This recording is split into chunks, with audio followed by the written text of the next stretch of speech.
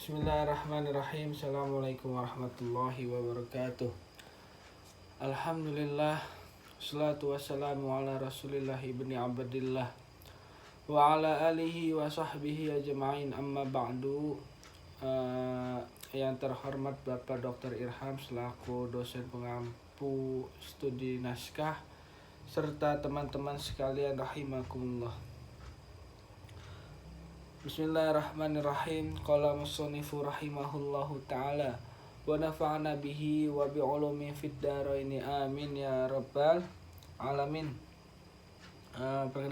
Perkenalkan Pak, nama saya Firgawan Hafiz Khairon. Ya, di sini saya akan membaca tentang bab yang kelima, al-babul khamis. Yang kelima, apa tentangnya? Fi adabil alim, di dalam suatu adab atau perkara orang-orang yang berilmu, atau bisa disebut guru dan juga dosen atau ulama juga bisalah. Fi haqqihi nafsihi, dalam dirinya sendiri. Wa fihi asyruna adaban, yakni ada 20 perkara, 20 bab, 20 adab gitu maksudnya. Tapi saya di sini tidak menjelaskan seluruhnya, tapi hanya sekitar 8 poin atau sekitar 1 lembaran di sini.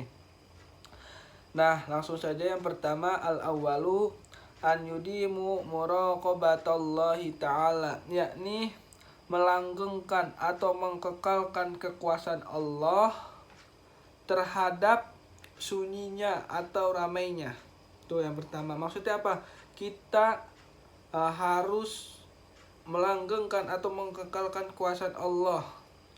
Maksudnya apa kekuasaan Allah itu? Ya yang itu kehendak Allah yang telah ditakdirkan gitu. Apa kehendaknya? Yaitu sunyi dan ramai. Tuh, di sini dijelaskan. Yang kedua, yakni wasani an yulazamu khaufahu ta'ala, dan menetapi takutnya terhadap Allah fi jami'i harakatihi, dengan gerakannya, wasaknatihi wa af'alihi wa aqwalihi wa af'alihi, diamnya, perkataannya, dan juga perbuatannya. Fa innahu aminun, maka sesungguhnya orang yang dipercaya itu ustu di'afihi, atas apa-apa yang dititipkan di dalamnya. Apa yang di dalamnya? Minal ulum, yakni orang-orang yang berilmu, ulama, guru tuh. Wal hikmati wal khosyati, ketenangan serta rasa takut. Wa tarku dalika, yang meninggalkan demikian itu. Minal khianat, yang dari perkara pengkhianatannya gitu, atau mengkhianatinya. Wa qad qala Allah ta'ala fil Qur'anil Karim, a'udzu billahi minasyaitonir rajim, bismillahirrahmanirrahim. La takhunullaha war rasula wa takhunu amanatikum wa antum ta'lamun. Janganlah engkau mengkhianati Allah, mengkhianati Rasul, mengkhianati saudara, maka sungguh amanah kalian itu mereka segala mengetahuinya. Maksudnya apa? Nih, yang kedua, kita itu harus menetapi apa yang ditetapkan oleh Allah itu, rasa takutnya kita dalam gerakannya, dalam diamnya, dalam perkataan, dalam perbuatannya gitu. Sungguhnya orang yang dipercaya itu orang yang dititipkan. Tuh, siapa orang yang percaya dalam konteks di sini? Konteks di sini tuh itu guru, orang yang berilmu, orang yang berhikmah, orang yang mempunyai rasa takut, ya, dan juga rasa yang meninggalkan yang demikian itu, perkara-perkara itu.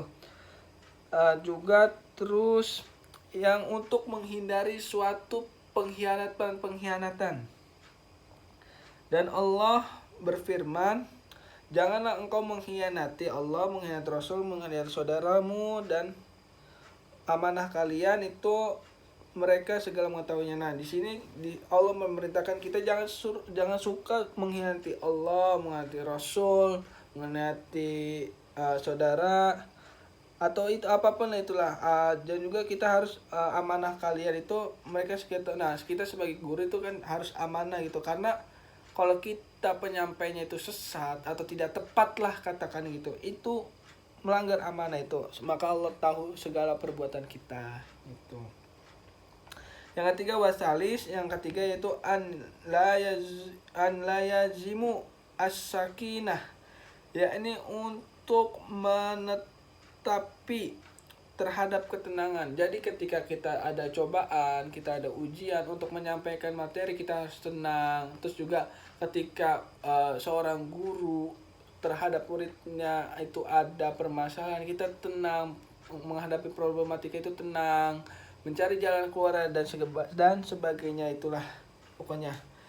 Warabiah, yang keempat itu an la yazimu wal alwara, yakni menetapkan kewaroan atau kehati-hatian untuk menyampaikan suatu ilmu. Maka sebelum kita menyampaikan, kita saring nih, kita telah dulu baik-baik, ini cocok nggak nih buat murid kita, buat pengajaran selanjutnya apa segala macam.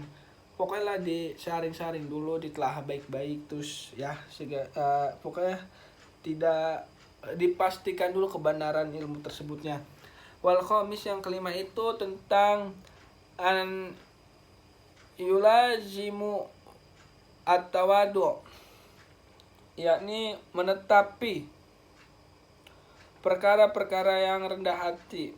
Tuh, ketika kita udah menjalankan sifat tenang, sifat kehatian, kita juga rendah hati. Rendah hati terhadap siapa? Rendah hati itu karena di sini tentang guru dan dirinya, ya terhadap diri sendiri bisa jadi, ataupun terhadap murid-muridnya atau sesama guru lain, atau bisa bahkan ke Allah. Tawadu, rendah hati, tidak sombong lah pada intinya kita punya ilmu.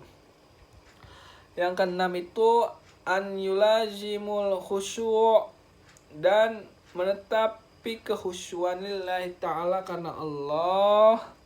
Wa mimma kataba Malik radhiyallahu an, termasuk dari sesuatu yang dituliskan oleh Imam Malik ila Rasyid, kepada Rasyid.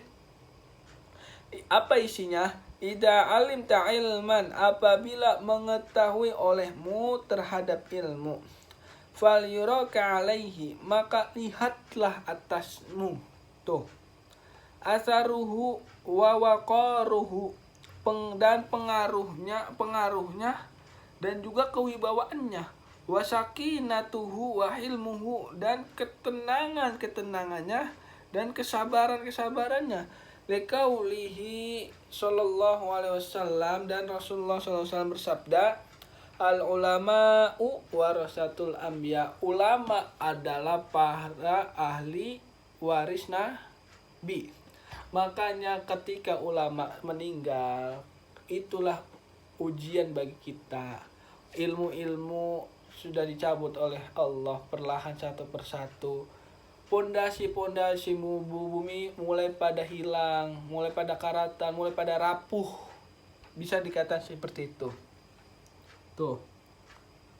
Terus juga kata Umar radhiyallahu an berkata, ta'allamul ilma, pelajarilah kalian akan suatu ilmu, wa ta'allamu mahu, dan maknanya tuh, kita kalau belajar di sini jangan cuma sekedar belajar, tapi pahami maknanya apa di dalam kandungan pelajaran tersebut.